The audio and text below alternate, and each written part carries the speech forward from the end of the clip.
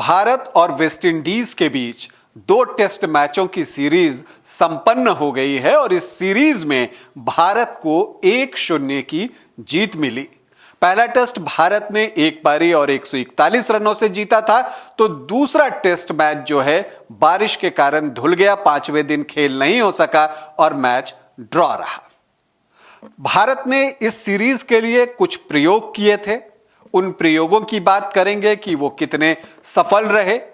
यह भी बात करूंगा कि ये जो सीरीज भारत और वेस्टइंडीज के बीच खेली गई टेस्ट मैचों की, उसमें किस खिलाड़ी ने सबसे ज्यादा रन बनाए, टॉप 5 बैटर कौन है, टॉप 5 बॉलर कौन है, इस सीरीज से उनकी बातें होंगी और किनके लिए निराशाजनक रहा यह सीरीज, इस पर भी हम चर्चा करेंगे।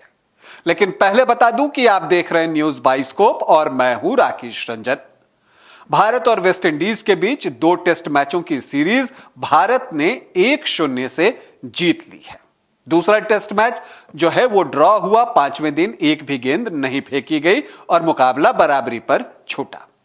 अब इस सीरीज के बाद अगर हम बात करें तो भारत के लिए क्या क्या पॉजिटिव रहा, हम इसकी चर्चा करते हैं।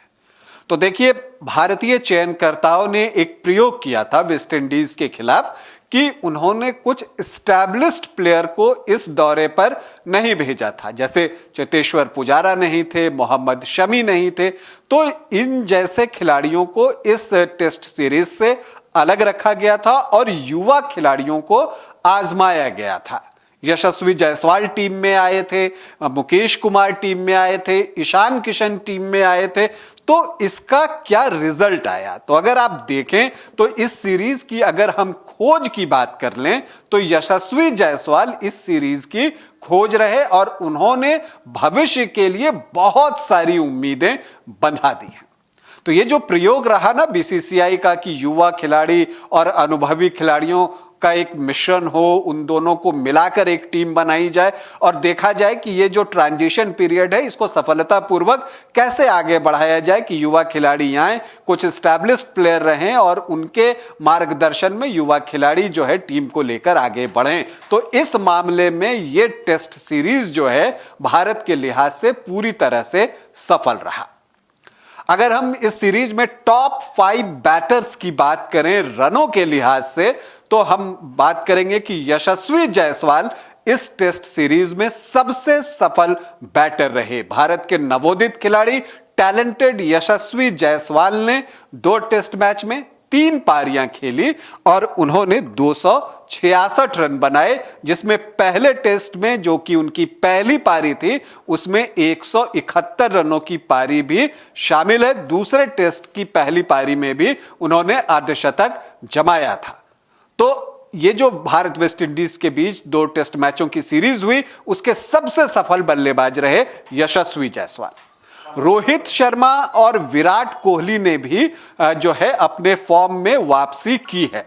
अगर हम बात करें तो रोहित शर्मा ने इस सीरीज में 240 रन बनाए, जो यशस्वी जायसवाल के बाद सबसे ज्यादा है। तो दूसरे नंबर पर रोहित शर्मा हैं, उन्होंने 240 रन बनाए, 1 शतक शामिल है, 2 अर्धशतक शामिल है। तीसरे नंबर पर विराट कोहली हैं जिन्होंने की 197 रन बनाए और अगर हम औसत की बात करें तो विराट जो हैं वो पहले नंबर पर रहे, उनका जो एवरेज है वो 98.50 का रहा। लेकिन रन बनाने के मामले में विराट इस सीरीज में तीसरे नंबर पर रहे। चौथे नंबर पर वेस्टइंडीज के कप्तान क्रेग ब्रेथवेट थे और 5वें नंबर पर वेस्टइंडीज के ही उदीयमान खिलाड़ी एथानेज थे।